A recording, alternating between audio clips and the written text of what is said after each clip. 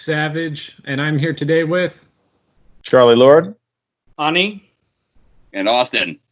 All right, yeah. So we're back, and we're in our virtual green beers, and today we're going to talk about a couple great beers from Trillium, one from Spencer and the monks over there. Ani's got some great water to talk about, and then we're going to also talk about sustainability and COVID. You know, we're still here, we're still doing it. Sustainability really isn't going away, and it's not going to go away. But we're going to talk about energy and how it's being used, how it's changing with COVID, how buildings are being operated. But first, let's talk about Trillium, one of the greatest breweries in the Boston area. So, Charlie, Austin, you guys are rocking the Trilliums today. Yep. And first off, I want to say on behalf of all of us, of course, that we are sending our thoughts and good wishes to everybody who's managing this time of great challenges. We're privileged to be able to be continuing to work on sustainability in this time. We think it's important. We've written about the role that we can play in helping companies continue to meet their climate goals and save money at the same time, so they can bring their workers back and help their companies rebound more quickly because their operating expenses are lower and they can continue to fight climate change. So we think we play a role in the bounce back, and we obviously send wishes to everyone to stay healthy and safe. I am rocking the Trillium today. Trillium was listed by Beer Advocate, I believe, or no, Beer Rater, as one of the top 5 breweries in the country. Heavily skewed to the East Coast. I think we've talked about this, but Trillium was number 5. Started in Fort Point in Boston, and now have places in Canton. They've been doing curbside pickup in Canton, so I've been getting out there periodically to do the curbside. I have their Big Bird. I don't usually drink their double IPAs because you got to be a pretty big boy to handle these things. But this is a really good beer. It's called Big Bird. They specialize in these New England IPAs, and that's what I'm drinking today. So on Charlie's advice, I drove out to Canton myself and wound up with a whole bunch of things. The Saison was delicious.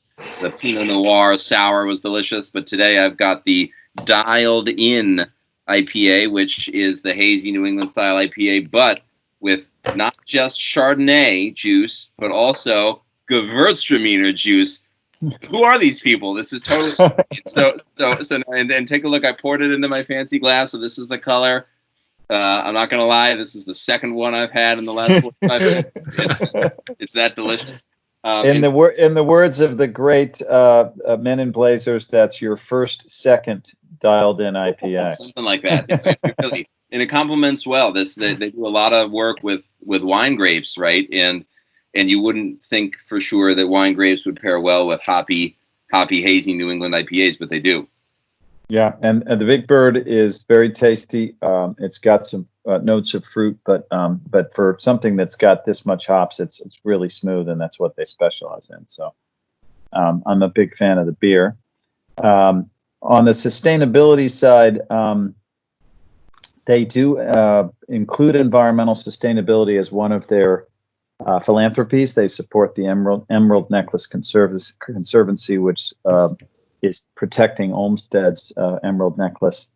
A little bit less information about what they're doing in the brewing process on that, but it is one of their core values, and they are by design a value-driven, family-owned and operated brewery.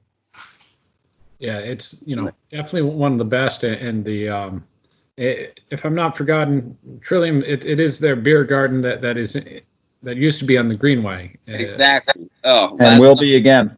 Yeah. No. Yeah. Last summer when I first began working with you guys, that was not only was the work wonderful, but then after work you can go to the Trillium Beer Garden on the Greenway. I mean, this is exactly. heaven stuff. But exactly. But Mike, and then Mike, you have, and you just told me about this for the first time 15 minutes ago, a Spencer Trappist monk style ale, but it's from Massachusetts. What in the world? This is actually a Saison, a peach Saison. Yeah, so I have the Spencer's Fruit Series, and I also learned that Trappist is goes all the way back to Belgium. One of my favorite countries to get chocolate from. But I guess Charlie's got some more details about the brewery and the Trappist style. This I will say, very sustainable brewery. We can get into that. But Charlie, what's going on with Trappist? I really don't know. So the Trappist monks, which is an order of monks, have for centuries brewed a beer, and particularly Belgian style beers, Belgian ales, saisons. Spencer is in Spencer, Mass, at a Trappist monastery, and it is the only monastery in the U.S. that has the traditional Trappist recipe, which is secret. And we're gifted the original Trappist yeast, which is passed on, from down the century. So they have the original sort of core ingredients and recipe, and it's a very, very good beer. So I have already pledged to via I don't want to give product placement orders, but via online beer delivery service to get Spencer into everybody's hands, and we'll do a proper Spencer round next time. Yeah, so Spencer, I think it will be a worthy beer and brewery to support some of the things that they've done in terms of sustainability.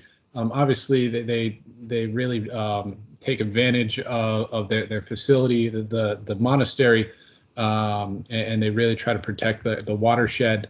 But they also are leasing space they have several acres that they're leasing for solar. That they're going to build an 18 megawatt solar farm. And that's 18 megawatt? Yeah, holy cow. That's big. Yeah, and if anybody doesn't know about solar, 18 megawatts is your average home has like 0.05 of a megawatt. So that's a lot of solar, going to power a lot of homes, and that's a great thing they're doing. But they also built their facility with using Mass Save's new construction program. They have a high efficiency HVAC system. They've also done a lot of work on, as we've talked about in previous podcasts, in terms of water reduction and trying to reduce and save as much water as possible. So overall, a great brewery, a great beer, and they got the original yeast, which I didn't know was that important. Maybe we can get one of the brothers to come on the next podcast. That would be cool. Yeah. Not only that, but of course, what I sense a green beers live from Belgium in our. Or at least ship the boys out. Ship the boys and say, "Oh, well, we just love this beer so much, and introduce us to your brothers in Bruges." There we are. None of this can totally happen. Yeah, at least in Spencer, Mass. At least in Spencer, Mass. Or Spence, we'll start somewhere, but trip across the pond, Lose your bust. Last summer, I visited the Westmalle Brewery in Belgium in the middle of my initiation into the Renew lifestyle. But that's right, and they do cheese and beer, of course, two things that fit very well together. So where you got your cows and you got your yeast, and it's all one happy family. Yeah, that sounds like a good outing. Yeah, absolutely. Yeah, I like that term, the Renew lifestyle. The Renew lifestyle, it just you have to live it to understand it. That's right.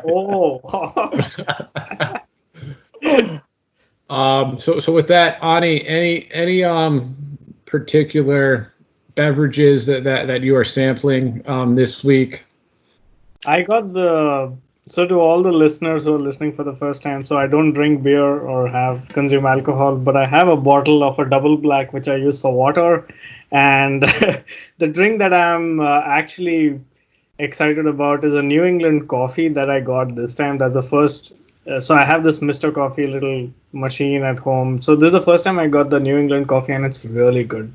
I can say that it's better than Oh, I should I do this? Should I start comparing it? Absolutely. Should I do name dropping? Okay. Yeah. It's much better than Dunkin' Donuts. It's better than Starbucks Ooh. coffee. And yeah, I need to try the diesel Nate? coffee then.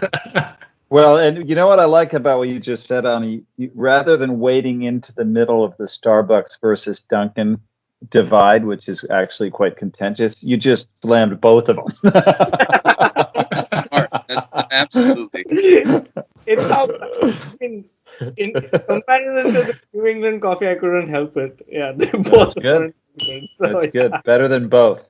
yeah.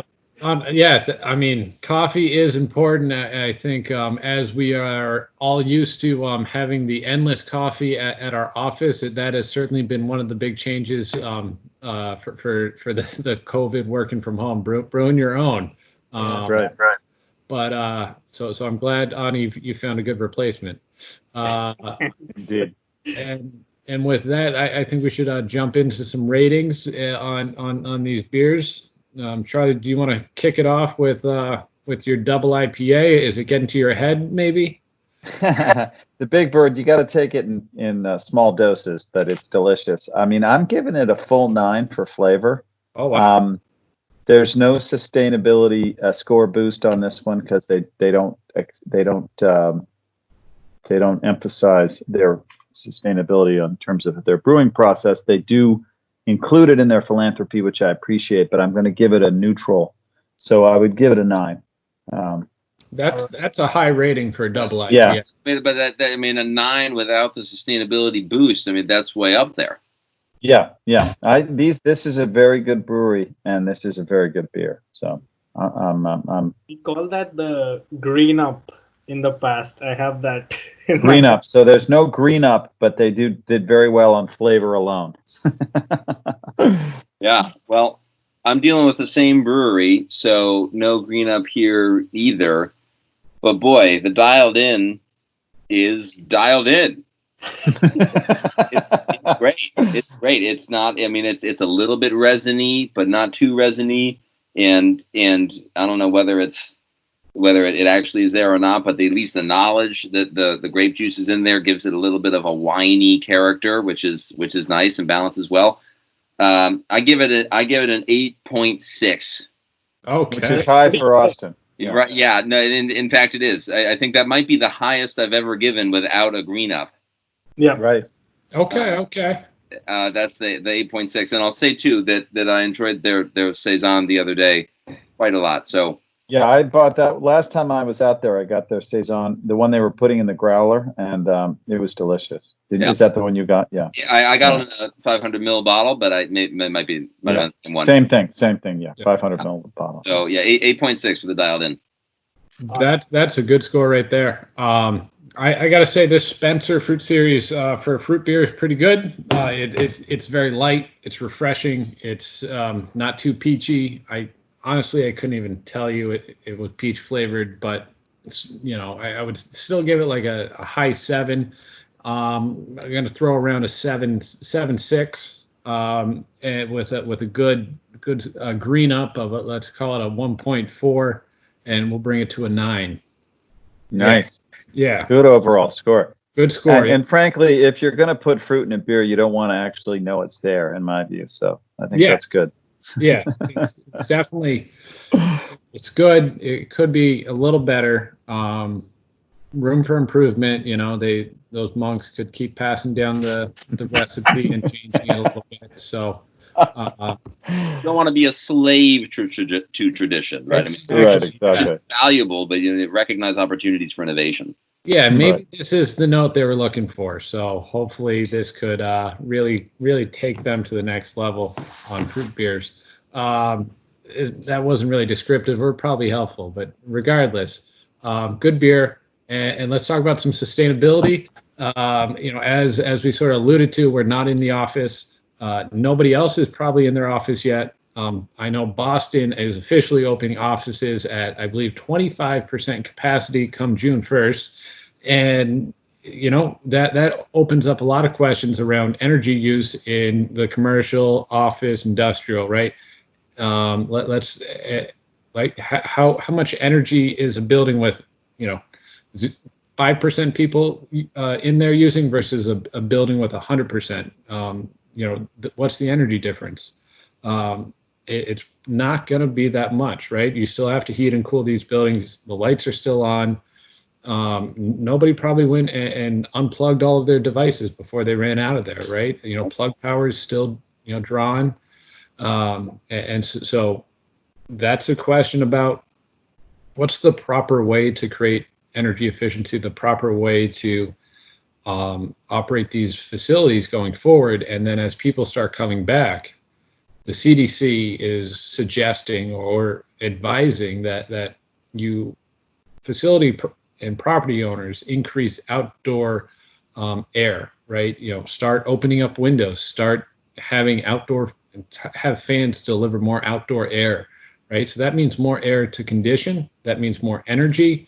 And that's certainly not the goal that we want, but at the same time, it's necessary. So, from an energy perspective, what are our thoughts on possible solutions long term to this versus short term? Because obviously we're in the middle of it, right? Yeah, and just picking up on your point, Mike, I think what we know, we've all come to know, is that the world will be changed by this pandemic in ways that we can't quite yet forecast or predict, and that it will touch every sector. There was a very interesting piece, I think, in the New York Times this weekend about the unexpected, unknown ways in which the Spanish flu from 1918 affected and changed the world. And some in some ways that people didn't even realize. So our sector will change, and it's important to try to understand how. And you pointed to some of those ways. Buildings will be managed differently. Buildings may be occupied differently. Sort of how do we think our sector will change, and how do we respond to that? Right? Yeah. Well, I mean, it's to the point of the known unknowns and the unknown unknowns. Channeling a bit of Donald Rumsfeld here. It's unclear what will happen after we come out of this, and when and if we will. I mean, they come out. I think a lot of people imagine that we will emerge unchanged. Of course, that's a fallacy. I mean, there will be no return to normal. There simply will be a new normal. So my question for you guys, and you're all more knowledgeable than I am on this, for building management systems. Let's say that we've reopened a building at 25%, as Boston will do on June 1st. Is it possible to turn the lights on only for 3 floors? This is a really important sort of detail in the regulation, which is for social distancing within the building.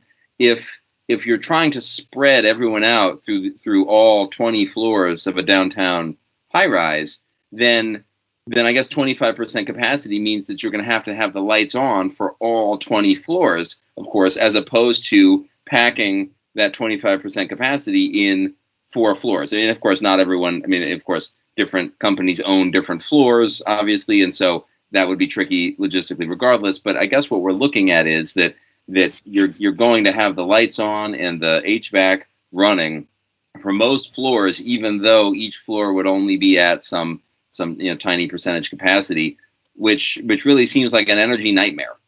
Right. Yes. And how could you get creative sort of in the moment to cut your energy use? I'm not seeing it. I mean, it seems like a really tricky puzzle. I think my first thought when you said that was, if I put myself in the shoes of a building manager or a facility manager, would be to start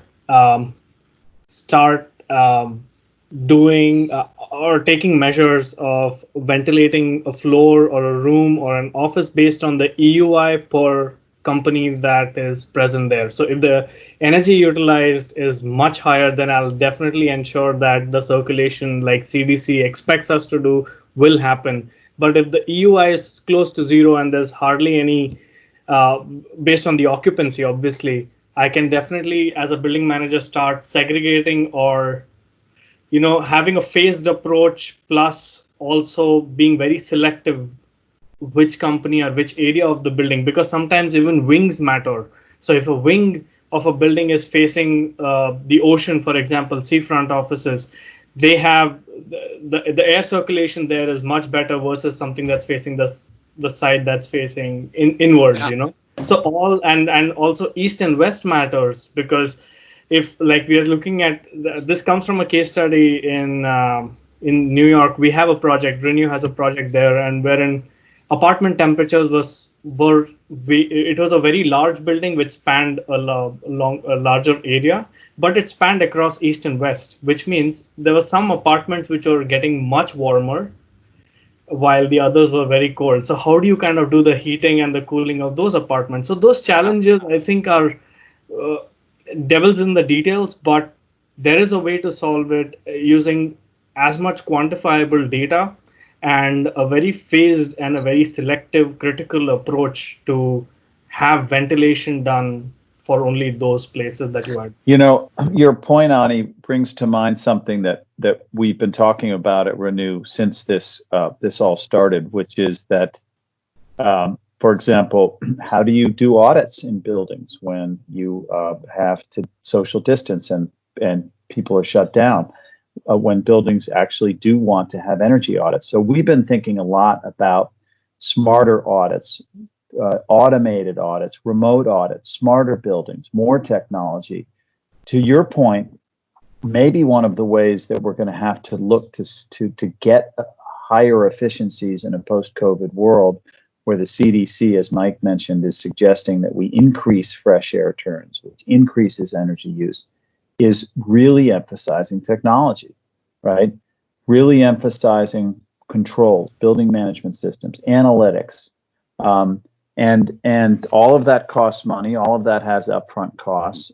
So how can we incorporate new business models to make that technology attainable for building owners? But let's play to our strengths in the 21st century and say these buildings are a lot more complicated to run now. Let's throw technology into the mix to try to maintain the efficiencies even as we address new challenges.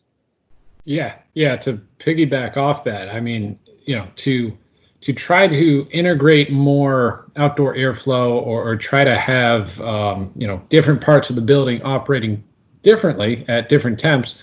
That's very hard to do when you have a heating and cooling system from the 1950s or even the 1930s, which some buildings they were built then and they were all based on that technology, and for the most part it's still the same, right? It's a central cooling loop, and right, how do you sort of modulate that?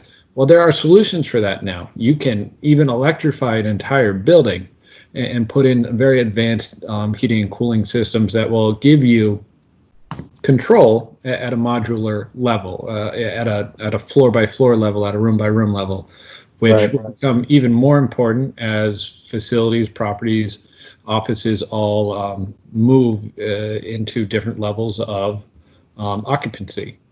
So that'll be interesting to see how that plays out over the next few years. Renew certainly has a solution to help people get there, but it's going to be a combination of efforts, I do believe. Sorry, just to Charlie's point about based on the upfront capital costs, I feel if, like, drawing parallels to e-learning, if companies who do these IoT sensors solutions for buildings, and they have that entry fee at this point discounted, and kind of do a proof case wherein they can provide energy savings even at a time when the occupancy level is low, that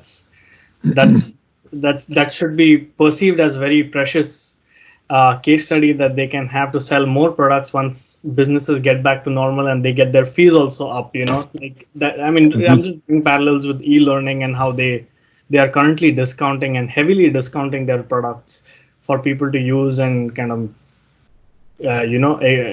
learn out of this COVID, basically. I think too, it's possible. Imagining, okay, on June 1st, where companies are allowed to have 25%, or buildings are allowed to have 25% capacity, but how many companies will think it's worth their while to return only a quarter of their employees to the physical location. Many companies might say, we've actually find ourselves in a bit of a groove. We've figured out how to do this distance thing pretty well. It doesn't actually even serve our interests to have 1/4 of the employees in the office with 3/4 still at home. So the fact is that even though the regulations are opening up, a lot of companies might wait until you're allowed to have 50% or 75% occupancy to send the people back, in which case building managers will have to be even more alert to exactly what the companies are doing, right? In retail, let's say that you're managing a 20 or 30-story building in downtown. You've got to really be liaising very closely with the management to figure out, well, how many people do you intend to send back, and when do I need to turn on the lighting or the HVAC systems? And there could even be, you could have a sort of activist building manager. You could. I mean, it might be sort of out of the mold. I think typically building management people, of course, tend to try to accommodate the tenant or the client, and that's appropriate. But these are strange times, and maybe these strange times that, well, you could have a building manager who says, well, you're only planning to return 25% of your employees.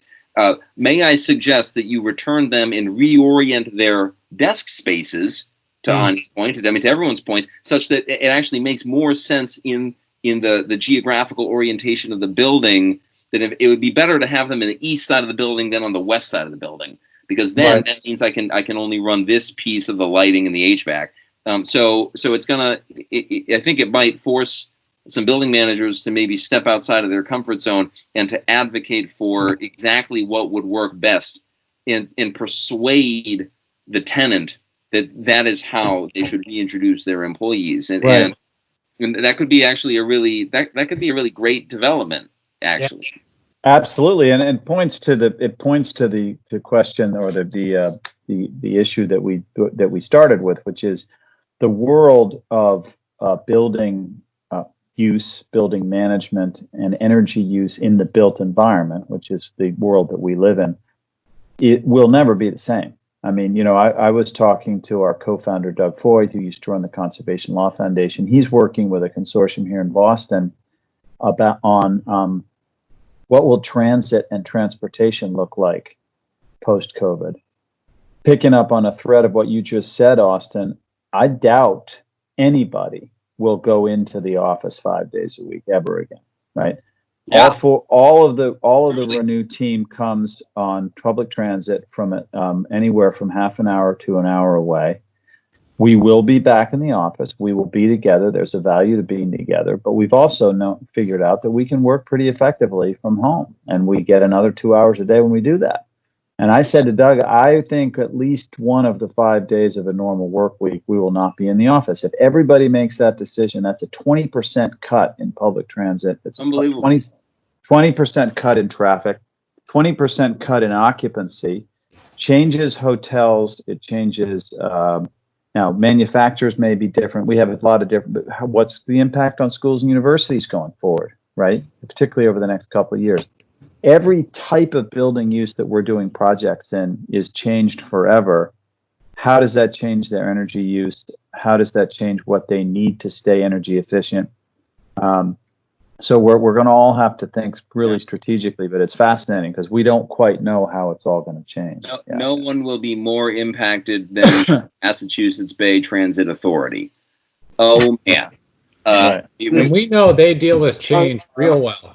It has to go out to these people. I mean, really, you want to talk, it's difficult enough managing a transit system under normal circumstances.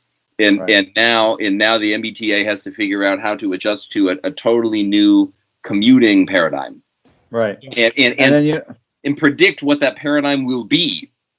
Very tricky. I mean, almost impossible. So Godspeed, guys. I mean, exactly.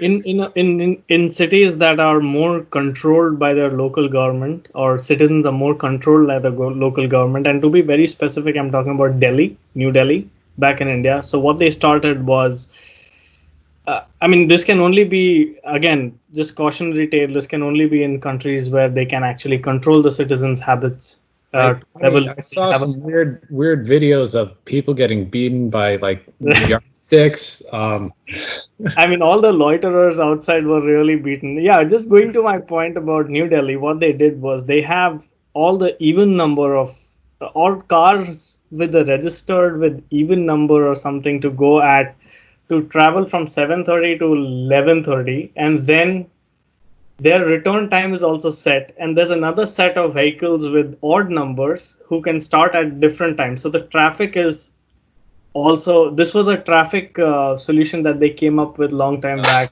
They're kind of bringing something of that sort back so that they can have very building occupancy should be such that it's limited to whatever level they want. I don't remember what that number is, but they have people coming at essentially different shifts the way factories do it for so many years, but now office spaces are also going to do it. So that MBTA could think of a very long-term strategy wherein they kind of ensure if you're going into the seaport area, if you're using some specific lines like the green and the red run at this time, while they could definitely come up with something. An entirely new system optimization scheme, and one that delivers much better energy, but then also operational efficiency. I mean, there's a holy grail here and an opportunity to rethink running, right, that rush hour trains versus off-peak trains is inherently inefficient. Horribly, I mean, unimaginably inefficient. I mean, your average occupancy for a T train is who knows what it is, 10%, 15%, because off-peak trains are basically empty, whereas on-peak trains are full. This is madness. And let's take COVID as an opportunity to flatten, to levelize ridership and save dramatically on energy costs. And it's a similar concept with buildings and in every other piece of the energy system. Right. Charlie, this sort of, it was before my time, but didn't the U.S. try to do something like this with the oil embargo and gas? I was about to say that you guys were way too young to remember this. It's funny. I huge points to you, Mike, because I was about to say I may have been the only one I was certainly the only one in living memory that remembers this. I may have been the only one that was alive on this podcast. But in the oil crisis of the late 70s, Ani, to your point, you could only buy gas on certain days depending on the last number of your license plate. Totally. Yeah. Oh, okay. So the U.S. has a history of this in crisis. Yeah, exactly. He lost an election because of it. Jimmy paid real good for that. But for example, it alternated days, and so you could only buy gas for your car and the gas stations put up a sign. Today's an even number day, and if you had an odd number, they would refuse to sell you gas. But to the larger point, and back to our sector, the building sector, all of this speaks to the challenges going forward to try to continue to meet sustainability and particularly climate change emissions goals in a completely new world, right? I've been fascinated by the media coverage that links COVID to climate change as shared challenges, that explores environmental justice and the extent to which the neighborhoods in this country that have had the highest percentage of air pollution are the ones that are suffering the most from COVID. The way that the articles that have covered the continued importance of fighting climate change in a post-COVID world. So there's a lot of consciousness, at least among sort of mainstream media outlets, about the connection between what we do and COVID. And going forward, we have this challenge of, first of all, how do all of us that are worried or focus on energy efficiency continue to see that happen in a world that's dramatically changed? But second of all, as the emissions reductions, which have resulted purely as a function of people staying home, disappear, how can we continue to reduce emissions, in a changed world?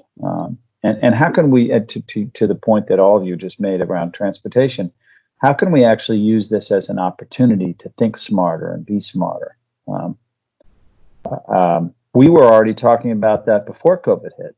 The last half of last year's On the Green Beers podcast was about the changing energy marketplace. Little did we know that the entire world was going to be thrown up for grabs. So we've got that on top of everything else. So. Yeah. So I think with that, let's leave it there and just let everybody know going forward. With Green Beers, we will be starting down and continuing the path of what does a roadmap to electrification look like? How does it change in regards to COVID, and continuing on with some of these discussions over the next few months. So with that, thanks everyone for listening, and talk soon. Thanks, guys. See you soon. Thanks. Cheers. Bye now.